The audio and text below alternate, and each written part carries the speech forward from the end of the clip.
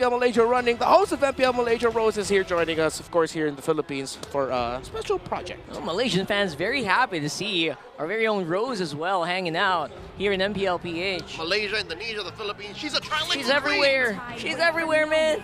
And everyone just loves Rose. Welcome here.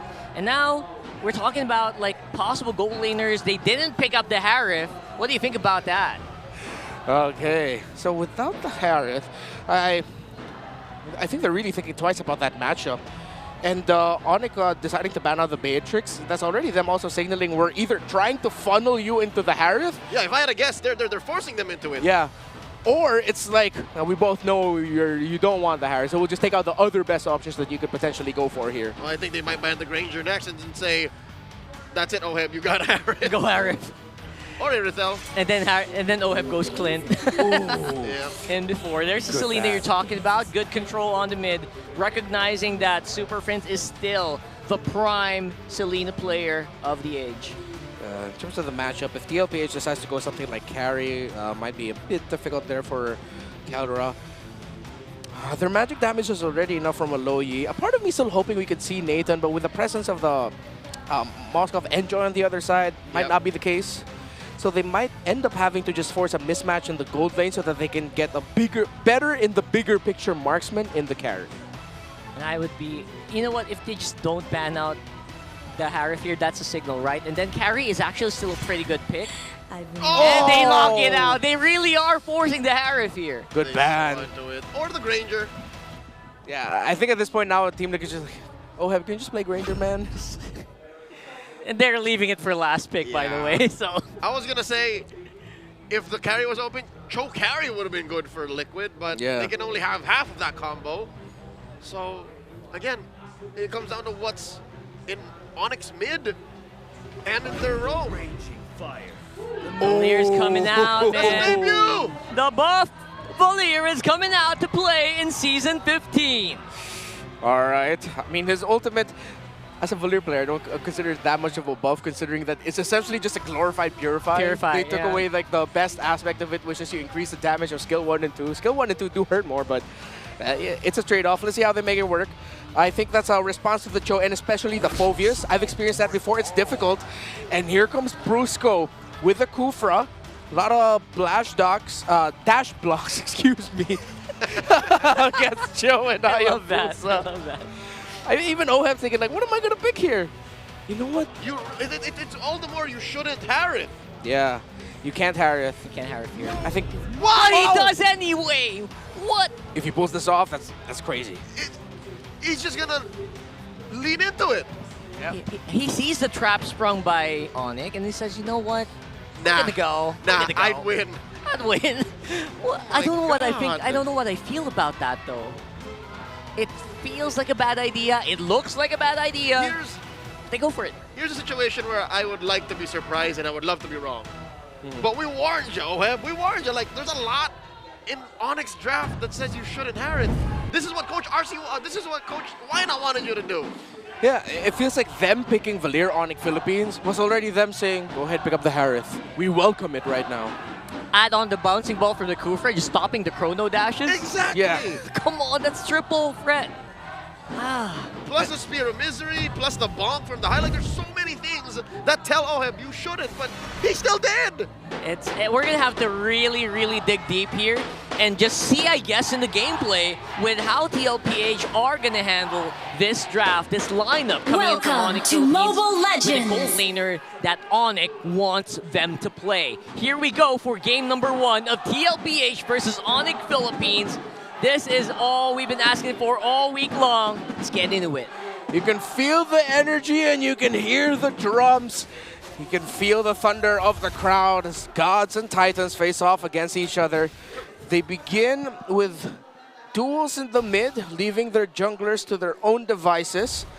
Opposite stars, but it's orange for both. I'm really going to be tracking Brusco and JP here. Their rotations are going to be key for setting the tempo for the early to mid for both teams. Nothing too crazy with the emblems, as although tenacity there for Super Fins. At this point, that's almost a requirement for a Valier, even pre-patch, because it does really help you with being able to dish out more damage, as naturally Valiers do take a lot of damage in fights. Oh, up top. This is Carl Teasy looking for Kelra. Put down a half health. What they were not privy to was King Kong's shenanigans. King Kong actually stole a green camp from Carl Teasy. Yeah. Topside rotation by tlph means it opened up the bottom half of the map for ONIC Philippines' King Kong to steal resources away. And this is signature ONIC, where they look at the map, they try to force a rotation elsewhere, or knowing that the tendencies of the other team, King Kong will try to find resources that he can steal, green camps that he can take away. Very classic ONIC Philippines, where everyone's just laying out the red carpet for King Kong essentially to get that XP faster and then get a little bit of advantage when it comes to those first few objectives, specifically the Trill. Yep, spawning in the lower quarter. It's a game of inches that ONIC is trying to win here. They are 200 gold up, and Brusco does take the pixel brush, so they're already off to a great start.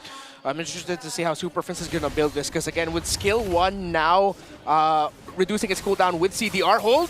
Brusco gets a jump on JB, forcing a flicker.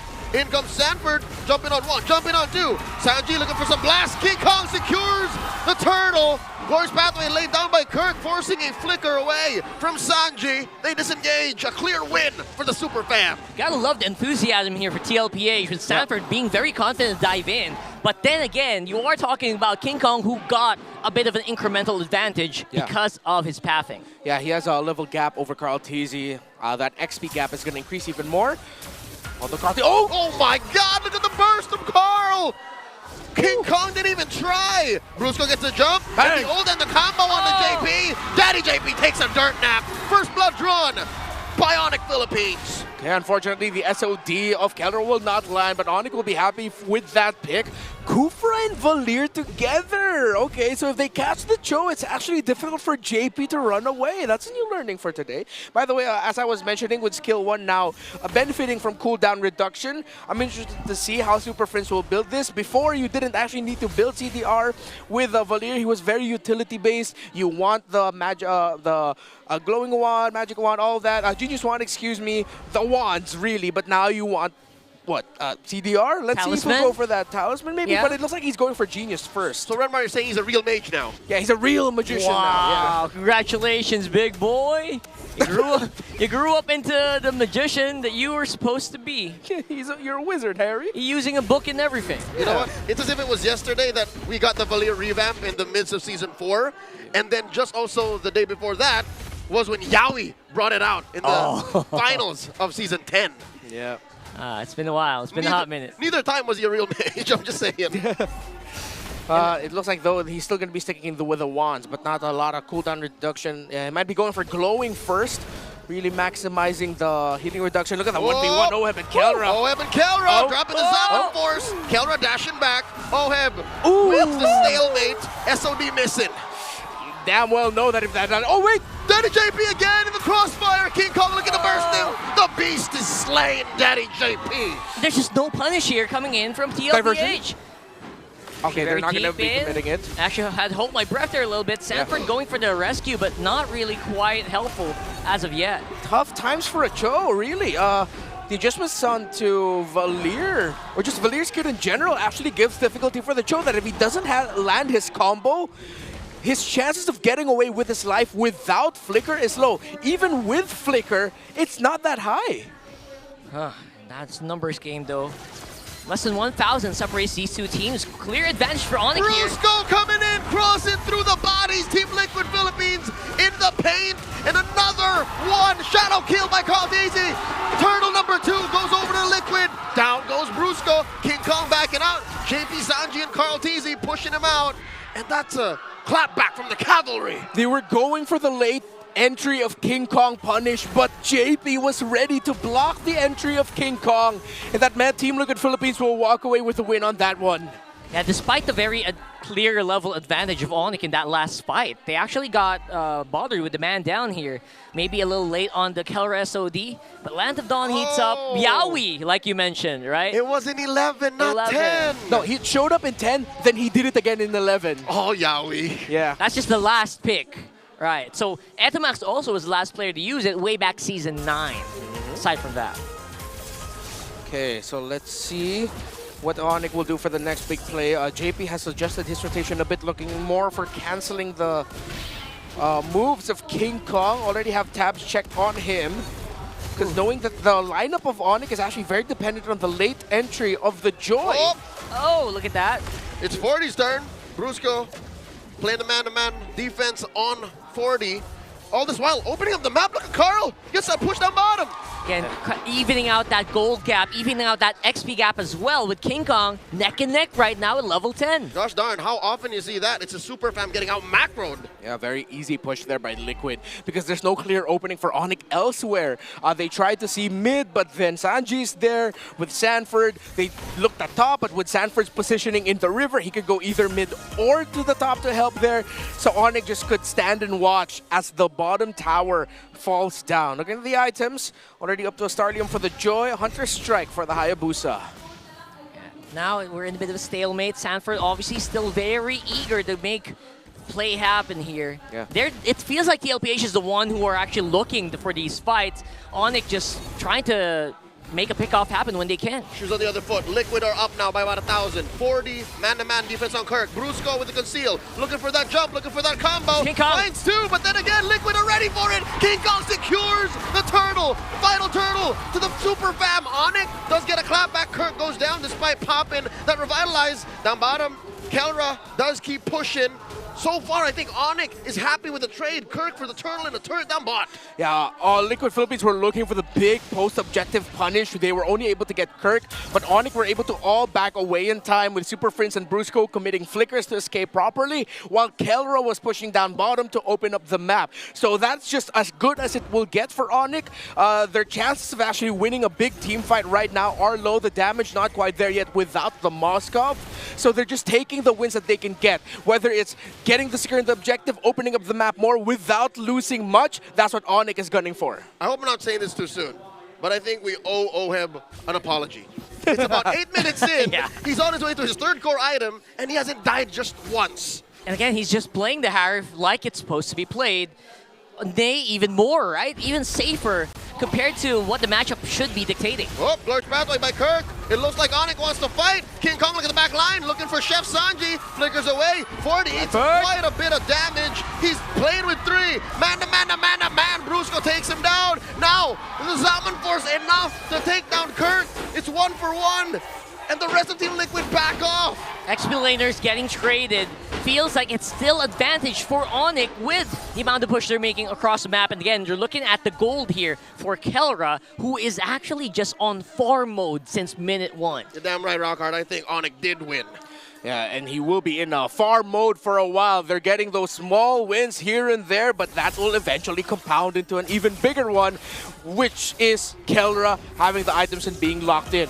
King Kong, for the team fights for most of, he tried to go for his signature dive, the backline entry, but JP was ready yet again. So he's Team Liquid Philippines have really done the scouting homework and are applying it very well with King Kong wanting to come later into the fight. Oh my God! Kirk catches three inside the Glorious Pathway. Now Daddy JP looking for that late entry. Zaman Force dropped in by Oheb, and a flicker spent already. Down goes Kirk. Sanji takes him down. Sanford not done with it. Kelra slays the Apex Predator. Now diversion. Where are they going? All the way to the back line. They find the monster mage. Goes into the closet saying, I'm the Baba Yaga now. Carl Teasy gets taken down. 2 for 2 so far.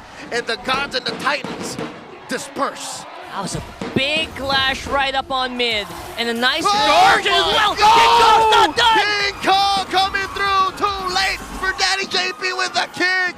The beast is eating good. Are we in a farm? I'm seeing goats everywhere, man. Just a bunch of men with focus and sheer will. Able to get one back one way or another, but now ONIC have their eyes set on securing this Lord. It's clean. Wow. There's no need to dance. Diversion for Carl. ONIC are all in here. Can Carl easy get it? White brush coming through. No shadows. King Kong secures.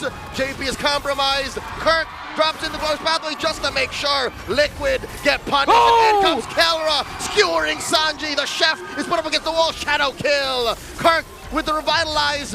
Carl TZ backs off. This is looking dire for the Cavalry. This is that unrelenting ONIC tempo that so many teams are afraid of, and now they're just chasing him down, chasing that Cavalry back into their base with a Lord walking on the bottom side of the map. King Kong did not give up on the play. King Kong did not give up on the pick onto Oheb, and that's what led to this. ONIC Philippines with the Lord, 11 minutes in. ONIC Philippines pushing closer to the base of the Titans. Such a gritty matchup we have here.